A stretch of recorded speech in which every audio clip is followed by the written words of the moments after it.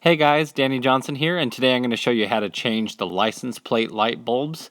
And so these are located right here, and they look like they come out from the front, but they actually come out from inside the trunk. So you're going to open that up and come in and kind of turn upside down in here, and you're going to find these harnesses here.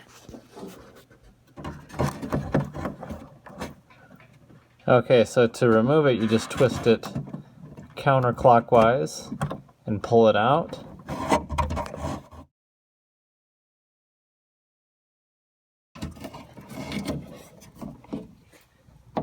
Okay, and then for the bulb itself, it just pulls straight out, and that's what it looks like.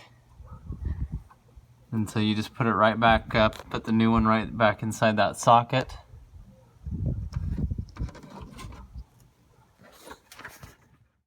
Okay, so with the bulb back in the socket, you're going to worm it back up into its spot there.